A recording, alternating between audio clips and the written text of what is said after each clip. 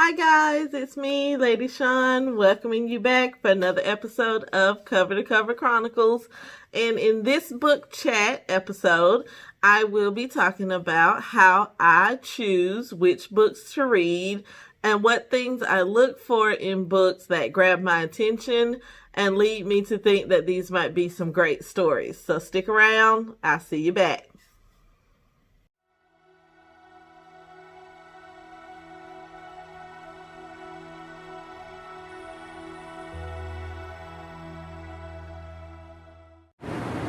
Come, journey with me to explore new worlds and endless possibilities.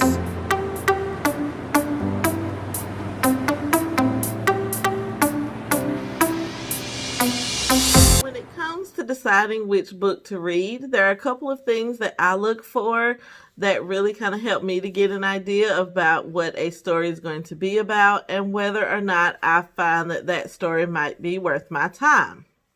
The first thing I look for is I look at the cover. A lot of times with certain books, the cover art will kind of give you an idea of what that story might be about or the type of things you may find within the story. A lot of romance stories, sometimes you find the hero or the heroine on the cover, and it kind of gives you a little idea that this is going to be that type of story. A lot of times with the horror stories or suspense novels, you find the creepy houses or the boat floating along out on the water. And that also kind of helped go along with building some of the suspense when it comes to that particular story. The second thing that I like to look for when it comes to a book is if there is some kind of excerpt on the back of the book, then I love to read that to get a brief idea of the basis of the story, some things that may happen in the story. A lot of authors give you some pretty interesting detail. So after first looking at the cover photo, I usually flip it over to the back of the book, and there you'll find some information about the book. An example of that would be with Christine Feehan's Vendetta Road. I love this picture. It grabbed my attention. And then when you turn on the back, of course, there's your little excerpt and a little bit that tells you about what's going to happen inside of the story. And you will find this most times with most books from certain authors. Another thing that I look for in books sometimes is if you open to the first couple of pages, sometimes you'll find part of the story written there, and that lets you read a little brief insert from the actual story itself. And that sometimes you can use as well to try to help you to decide if that is a story that you want to continue reading or not. I also tend to read based on my mood. Some days I feel more of wanting to read a romance story. Some days I want to have more of a suspense story. So a lot of times I advise people to read off what you feel. If you're not a person that's big on romance, then of course a paranormal romance or a historical romance may not be the story for you. If you're more of a thrill seeker and somebody that likes adventure, then I would suggest that you go towards those type of books because they may hold your attention more and you will get greater enjoyment out of those type of stories. And sometimes you may be surprised when it comes to romances because there are a lot of times are full of action, and so it kind of gives you the best of both worlds. But a lot of times people tend to have their option of what they want to read. People who aren't big on horror or thriller, then they may not get as much enjoyment out of those stories as someone who loves those. Same thing with romance. Those that are into your lovey-dovey hero-heroine stories get a lot when it comes to romance. If you're into the paranormal world, vampires, werewolves, things like that, then you tend to can find the best of both worlds in the paranormal romance genre.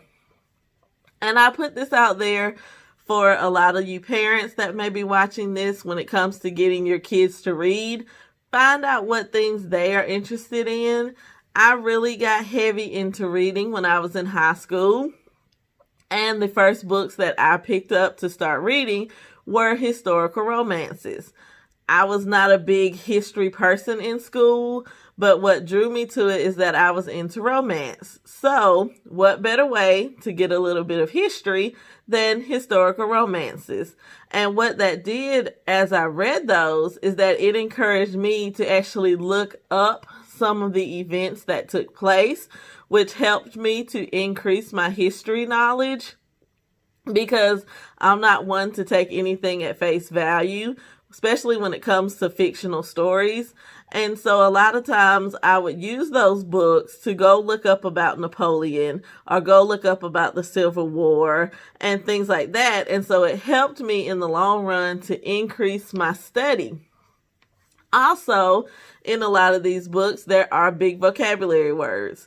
So because of how much I read when it came to taking standardized tests, then of course my vocabulary was a lot more advanced, because I tended to look up some of the bigger words that I didn't really understand or the context that they were used. And so that also helped me to build up my reading skills, as well as being able to interpret the use of some of these bigger words that I was not familiar with. Also, a lot of times when it comes to reading books, I tend to try to picture the story in my own way, and I'm sure I'm not the only person. Like, to me, when I read, I hear each character's voice differently. I picture what I think each character looks like, and so I use it as a way to escape. Especially now that we're living with COVID-19 and a lot of us are being stuck indoors, then I find that having a handy book kind of gives me a way to escape, to unplug from everything that's going on, and it lets me dive into the lives of some other people and characters, and it also gives me a way to travel.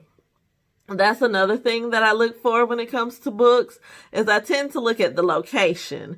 Is it a beach setting? Are we in New Orleans, Louisiana? Are we on some tropical island? Are we in a cabin in the woods? And those things also kind of help me to get inside the books as well, which is one of the things I hope to be able to bring to you guys in the future.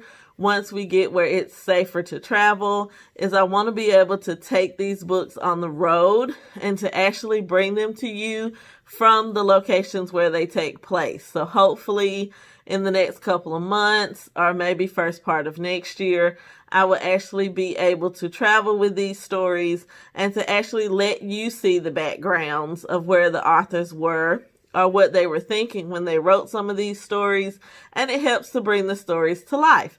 If you're a person who loves fishing, you love hunting, you love being out in the woods, then stories that take place in that setting may mean more to you than someone who prefers to be on a beach or out near the water or on a lake. Then stories that have that will tend to appeal to those kind of people too. So that's one of the things you can look for when you're trying to decide on a book, is to just look at some of the things that interest you. Kind of make a list of things you would like. I've had this discussion with my husband. He's big into cars, so I've told him that books that tend to relate to cars and things like that would be more appealing to him, where I prefer the romance and travel aspects. So those are the kind of books that draw to me. And that's one of the things to remember also. Books that appeal to one person may not appeal to another, and each person has their likes, their dislikes, and the same thing when it comes to specific authors. Some authors' writing styles you may like, some you may not like. Like, in instance for me, I don't prefer books that are written in first person. I don't like to keep reading, I did this and I did that and I did this and we did that and he did that. I tend to like my books written from a different perspective, but it's because it's easier for me to picture everybody and all the different things based on the dialogue when the books are written from, say, a third person point of view. When it comes to first person, I tend to feel like I'm being made to be the actual character, whereas I prefer to read stories from the outside looking in. And so that may be another thing for you to look into when it comes to choosing which stories are right for you. Decide which point of view you like And, when it comes to authors, you kind of figure out which ones have a writing style that you love and which ones have a writing style that you tend not to like. And that's what I like to do when it comes to doing the book reviews, is to give you a strong inside opinion without giving away too much of the story of what I thought about that book, so that you can make an upfront informed decision on if that may or may not be the right book for you. But like I said, when it comes to getting your kids to read, I would definitely try to find things that they are interested in and begin to give them stories that feature that. And one thing for me when I was a kid, and you may not know it now from how much I love to read, is that when I was a kid, it took forever to read a book that I was being forced to read. And my teachers found that out very quickly. The one thing I could not stand was summer reading projects, when I was given a list of books to read or one of 2 books that I had to read. I kid you not, it would literally take me all summer just to read one book, if it was not anything that pertained to something I was interested in. And I am that way till this day. If I am forced to read a book, it will take me forever. But let me decide on the book that I want to read. And as you've seen from some of my posts, I can go through 3 books in a week. But that is because it's my choice. And so I can find things that interest me. And I think that would go a long way in helping teachers and parents as well, if they would kind of give the kids more decision into what type of books they want to read. I understand they try to pick books that pertain to something historical or to some deep moment, but a lot of kids aren't into that. And so trying to force them to read, remember, and understand something they read that they're not interested in, it's not going to work. So I think if they would give them more of a category to choose from, like say you have to find something with action, or you have to find something pertaining to a specific theme, then that leaves the door open for them to pick a book within that category that I think will appeal to them the most. And so I think that would go a long way too into encouraging students to read and making kids more apt to want to read, is if it's something that they're interested in. And like I say, that's how I began my reading journey, was once I got to high school and I got big into romances. And like I say, historical romances were the first books that I read. But I branched from those to some thrillers, a couple of horror stories, and then I got into paranormal romances. And now I tend to read just about anything. I'm not a big avid reader of nonfiction, just because I like to be able to build the stories in my head. And when it comes to some of the nonfiction books, because you know that everything written in there is based on facts, then it's kind of hard to put together your own story. I have read some nonfiction stories. They just don't really appeal to me. They're kind of not my cup of tea. But then for others, there are some people who don't like fictional stories and fantasy, and they prefer to read hard facts in nonfictions. And there's nothing wrong with that. Each person has their own niche, and that's what we have to find out on our own, is which of those books appeal to me. Hopefully this video has helped you guys out by giving you a little bit of insight into how I choose which books I read and which ones I don't read. And maybe it will help you guys to go next time you're out shopping or looking around online, will help you to look into a few things to decide on which book might or might not be in your library. Thanks guys for watching. I'll see you back here. Always remember, comment, like, share, subscribe, click that notification bell so that you can be notified of any of my upcoming videos. And I will see you guys back here for another episode of Cover to Cover Chronicles. Until then, be safe. See you later.